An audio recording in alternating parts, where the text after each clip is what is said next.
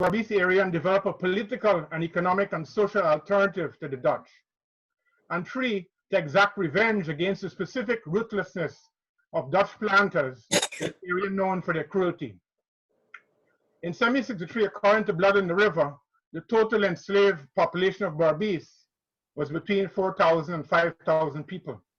On February 27th, as indicated, Kofi and Atta and others at Plantation Lilienberg reportedly rose up against the plantation bosses, smeared themselves with white clay, broke open chests and cupboards, and went to nearby Hollandia with guns, powder, bullets, and drums.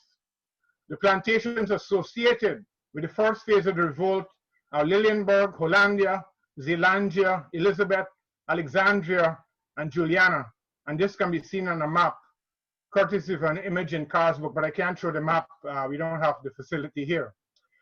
On February 28, 1763, the day after the revolt formally commenced, Van Hugenheim, the Dutch governor of Berbice, wrote in his diary, and I quote, "This morning at 4:30, I was awakened by Captain Hattinga, who came from upstream with news that slaves of plantations Lilienberg, Juliana, Hollandia have revolted, that the plantations named had already been finished off and the Christians murdered," end of quote.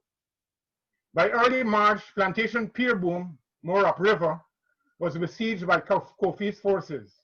Fort Nassau, more downriver, was abandoned, and there was utter pandemonium by the Dutch as they fled downriver to the mouth of the Berbice River at the confluence of the Kanji and Berbice rivers at a place called St. Andrews, and they set up camp there. Other planters and soldiers jumped into the river, some fled to Demerara. Action shifted eventually to Plantation Daggerad. There was a fairly large 5-hour battle of 2,000 plus rebels at Daggerad, which was later abandoned by the whites and other loyal enslaved and who fled to St. Andrews. Hugenheim later re-established Dutch forces at Daggerad as troops from Suriname had arrived, and this forced a partial retreat of the rebels. Some say there was a tactical error by the rebels here, as large numbers of the rebel army were poised at Plantation Vigilante and could have driven the Dutch into the sea even before more assistance arrived for the Dutch. Then we have the period of stalemate with correspondence between the two existing governors of Berbice, Kofi and Hugenheim, and there are about 8 letters. Some of these letters discuss trade in sugar with the free Negroes. Other letters include more specific claims by Kofi, demanding partition of the area, half of Berbice, Upper Berbice as an independent black state for Africans, and Lower Berbice for the Dutch plantation state. While the negotiations between Kofi and Hugenheim is a critical aspect of the two armies observing and probing weaknesses in the other and buying time, as history records, the correspondence and the negotiations eventually favored the Dutch and allowed Hugenheim crucial time. It also caused the Africans to temporize at crucial moments. On one occasion, Kofi called off and attacked after receiving a letter from the Dutch governor. Problems eventually simmered and widened from tactical differences to issues of food and survival in both camps, Kofi's camp and the Dutch camp. After several periodic battles, guerrilla warfare, exhaustion in the Dutch camp and on both sides, a fall in food supplies, and tactical differences between the rebels, Kofi eventually commits suicide. He shot himself around September 1763, and after became his successor. Forces sent by the States General of the Dutch arrived by November-December 1763, about 5 vessels. Atta and the guerrilla warfare extended, however, into 1764. Atta was eventually captured in April 1764 by turncoats Akara and Gusari, who had gone over to the Dutch. Fortune, a governor of the Kanji area and an underrated leader, widely respected as commander after Atta, continued the battles and was eventually captured in June 1764. And of course, we have the trials, which the Dutch interpretations of what occurred became the narrative we have had to rely on for the mind of the insurgents and of the Dutch reclaim of the area. Fortunately, the trial was asked, did he become great governor of the Kanji? And he replied, yes, governor of the people. What were the general consequences of 1763-64 for Berbice and all concerned? Well, there was a depopulation of Berbice. The general population declined by 21%, and the white population by about 66%. There was severe punishment, of course, and the butchering and torture and execution of the enslaved in the aftermath through trials and general revenge and deportation. A head tax was imposed afterwards on salaries of officials, causing planters to protest, and even private planters were taxed or take out mortgages for their properties. There was also an expansion of maroon communities because the war didn't actually end. There was still a lot of minor tactical battles going on in the aftermath. And one of 170 Maroons was discovered in 1767. And later, there were 8 Maroon communities in Demerara by 1795, or the 1790s. There was also general and specific cost to the Dutch, including the cost of bringing troops by ship, especially from St. Eustatius, to put down the revolt. Guggenheim was succeeded eventually, and of course, Dutch influence in the Western Hemisphere waned, not only as a result of the 1763 revolt, but also on account of the famous 7-Year Wars being waged at the time. And the British, of course, became the most global superpower. This is the briefest of outlines of what occurred in 1763-64, and some of the issues listed will be expanded upon or discussed later in question time. But I want to turn to the new book, the full title of which is The Untold Story of the Berbice Rebellion, Blood on the River, A Chronicle of Mutiny and Freedom on the Wild Coast by Marjolaine Cars, 2020. The book itself is approximately 300 pages, so this is just a brief summary, not a detailed rendition, and I'll obviously jump over issues which can come up in discussion. One initial caveat I have, however, is with the words or phrases at both ends of the title. The first is the use of the excessive claim untold story. 1763 is not an untold story for legions of Guyanese historians and other writers and artists who have probed the rebellion, inclusive of A.J. McCameron, also known as Anna Benjamin, Edgar Mittelhauser, of course, P.H. Daly, Enike Veldzing, Eusi Kwayana, James Rose, Ivelaw James, and Martin Carter with their poetry, Winston McGowan, Alvin Thompson, Monica Shula, Brackett Williams, and of course, Barrington Braffett, excellent drawing depictions of the battles in 1763, along with other Guyanese and Caribbean citizens who have researched and published on the Berbice Rebellion, or revolt, or revolution. Among these writers listed, the most comprehensive prior to Blood on the River is A.J. McCameron's The Berbice Uprising, 1763, a book of about 135 pages. Perhaps, as one person told me, putting untold story in the title might just be a publisher's device to attract sales. But it's still an issue because, as we see, the author rarely consulted or analyzed some major published Guyanese secondary sources on 1763. I can more understand the use of the term wild coast, although here I'm also dubious about the origin of the term, and if it is a European origin, it essentially negates the existence of Amerindians in the area that is supposed to be tamed by Europeans. Now, these might appear to be quibbles with the book's title, but I think they're important to note. Then there's a brief reference to the silk cotton tree in the prologue of the book. Cars claims that the silk cotton tree was, quote, used by the Dutch. The Dutch bewitched the trees to keep their cotton safe from slaves. This is inaccurate. There is about 9 conceptions and beliefs about the silk cotton tree, and she mentions none relegating it just to a veritable Dutch construct, when in fact it is an African spiritual, medicinal sanctuary with global associations, and that in our case extends to Africa, Jamaica, and Guyana. Blood on the River is nonetheless a very welcome and erudite and expansive addition to the historiography of 1763. Content-wise, the book consists of a prologue, 14 chapters, and an epilogue. The chapters are laid chronologically along the lines of 1763-1764 uprising and battles, and nicely laid out with titles such as Rehearsal, 1762, Overthrow, Governing, Long Atlantic Reach, Stalemate, Rebellious Soldiers, Palace Revolution, Turning of the Tide, Battle for Berbice, Outsourcing the War, and Justice Sideways. What is new and what stands out in Blood on the River? The book relies on extensive Dutch archival sources, inclusive of some 500 handwritten pages of slave interrogations, along with letters written by rebel ex-slaves and other court documents, which I think is an expansion on previous efforts. Overall, it is an attractive reading with easy access that can serve both a formal academic audience and is concurrently accessible to popular public audience. It shows more than other accounts of 1763 the contradictions in the Dutch camp. She comments importantly, albeit briefly, on the theory of rebellion versus revolution in Berbice and the scale of importance of 1763-64. Carls also offers more assessment than before, I think, on the fraught alliances between the Dutch and the Amerindians, and of course the mostly antagonistic relations between the enslaved Africans and Amerindians. There's more on women than any other account that I know of. And what do I mean by this?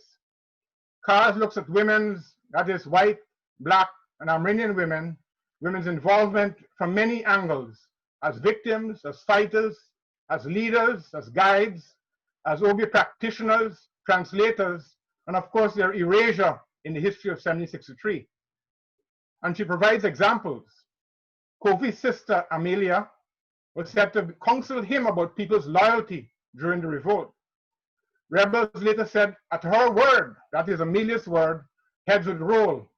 Some said they seen her walk around with a broadsword like a man. Two other women, Palas and Barbara, were said to have strong influence among the rebels. Barbara was said to have watched Abambo's execution. Abambo is, of course, a slave driver. She watched his execution approvingly while she smoked a long pipe. Female rebels also flogged a female plantation owner, Jensen. Kofi also took Georgina, the 20-year-old daughter of one of the Dutch commanders of Pierboom, as one of his wives. I also think Carls is on point in describing the Berbice Revolt as highly successful, and she mobilizes a number of chapters on the economy, alliances, enslaved tactics, negotiations, and other issues to bolster her point about success. Perhaps she could have looked more precursor regional slave rebellions and assessed their influence, if any, on Berbice. I refer here specifically to the 1760 Coromantee revolt in Jamaica, which preceded the Berbice revolt by just 3 years. Carls also gives more context and interpretation to the contradictions in both camps, the mutineers in the Dutch side and the conflicts in the rebels camp. I also did not see other accounts, I could be wrong, of her detail on the Dutch Colonel de Salve taking Akara and Gusari, who had betrayed Atta and company, to Holland to protect them from the Dutch judicial system in Berbice. There's a lot more in the book that both validates initial writing on the course and content of revolt, rebellion, but time doesn't allow for expansion. Finally, I end on some open questions and comments, not necessarily related to Carr's book, but I would like to see in future more public and informed discussion on 1763. One, was 1763 a rebellion and or a revolution? I believe it was Eusi Kwayana who was among the first to call it a revolution in the 1966 New World issue, but others, including Walter Rodney, have restricted themselves to rebellion. The debate continues. Secondly, I would like to see more on the significance of 1763 as preceding the Great Haitian Revolution of 1791-1804 and its near success of developing into a state in itself like Haiti. It is also a misnomer to identify the main acts of 1760 and 1763 revolts in Jamaica and Guyana as just single events. In point of fact, as A.J. McCameron has outlined, there are other revolts preceding 1762 and 1763, and these included minor revolts in 1733, 1749, and 1752.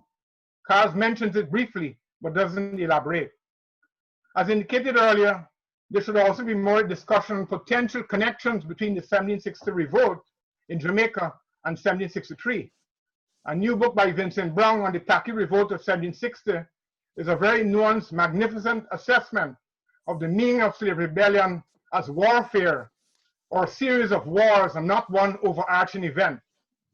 More on the process and interlinking of small and major revolts as one continuum is needed, rather than isolated happenings. As Julius Scott's now famous book called Common Wind shows, the spread of rumors of emancipation went through the region up and down from the 16th century all through to the modern 19th century. And these should be looked at in terms of the interlinking modalities. There should also be more on 1763 in popular education in Guyana, to be taught not as a mere flashpoint of a great leader, Kofi, or Kofi as is known, but looked on in all its aspects. The history before 1763, the history after, the development of the Dutch in the area, and of course its link to world history when the enslaved in Berbice gave history a shove in 1763. There should also be more examination of the political and social cultures of the enslaved in Berbice, and issues like religion, the Akan traditions that they had, and of course the rise of the Dutch Creole, which scholars like Ian Robertson have researched and made public. I leave the last words to Eusi Kwayana's magnificent essay on 1763 in the New World magazine of 1966, and I quote Kwayana: "The rise of 1763 took place before the revolt of the American colonies in North America. It took place before the Haitian Revolution, which fulfilled some of the aims of Berbice. It happened 100 years before the Paris Commune, 150 years before the October Socialist Revolution in bourgeois Russia, and nearly 200 years before the launching of the Cuban Perpetual Revolution. It contains in embryo features of all these revolutions, and it foreshadows, as so many other risings have done, some of Lenin's revolutionary principles. On the other hand, it came after the Jamaican, Maroon, and Suriname Bush Negro movements, and was aimed at carrying these to their logical conclusion." End of quote. Thank you very much. Thank you so much, Nigel. Or am I unmuted? I'm unmuted. Yeah, everyone, if you could just bring your hands up and do a clap, that's fantastic. Really appreciated that, Nigel. And it was fascinating to hear your views on cars. I don't know if everybody's seen the book. This is the book, so you can all see what the cover is like. I'm only halfway through it. But yes, I have lots of questions for you. I think what we're going to do is we'll have the other two speakers, and then we'll have a Q&A afterwards. So just so that everybody's aware, this is being recorded, but I am now going to turn the recording off because we're going to move to Unya Kempadu, and then I'll put it back on with Eric. If that's okay with you, Eric. I hadn't actually asked you, which is very rude of me, but is that okay? So I'll be recording Eric's section as well. Just letting somebody else in. Yes, if you have any questions, please put them in the chat. You can see at the bottom of the screen, there's the chat section that you just click on and add your comments there.